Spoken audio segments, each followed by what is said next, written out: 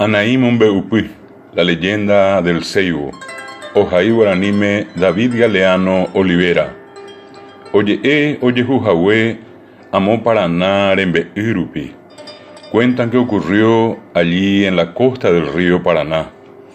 Upepe Kokuri Peteí Guaraní Mbiga Ati, Jaecuera Jecope, Acointe y Marangatú, Jaoicoño Ndibepa, Yecupiti Jambora y Jupope.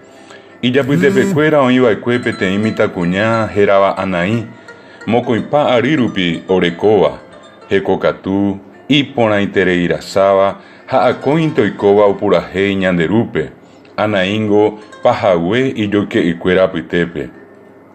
Allí vivió una comunidad guaraní Mbga. Ellos eran gente de bien, que vivían todos como en una gran familia, solidarios y con mucho amor. Entre ellos se encontraba una joven llamada Anaí, quien tenía unos 20 años.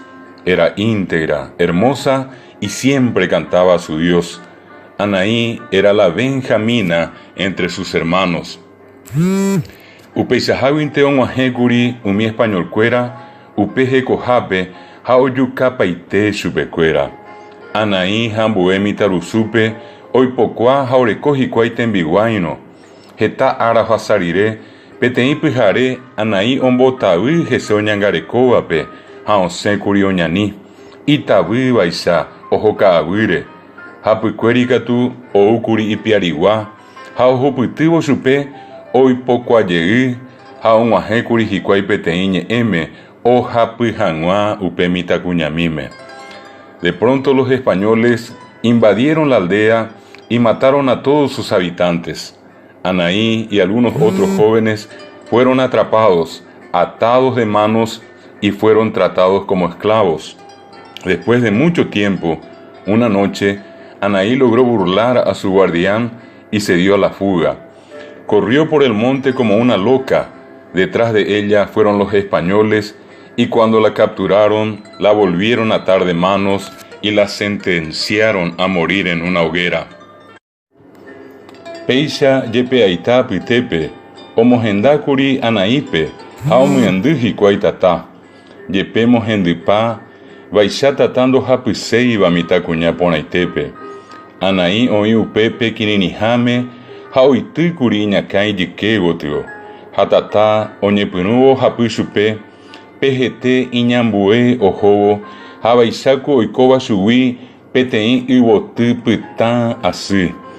Ambue arako'ẽme hendaguépe oĩma peteĩ yvyra pyahu, hogue hovyũ asýva, upéi oñembohérava'ekue Anaí yvyra, ha castellanope hérava ceibo, ijyvoty pytã porãite asýva.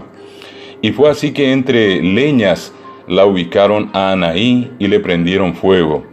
Pese a la gran quemazón, parecía que el fuego se resistía a quemar a la hermosa joven.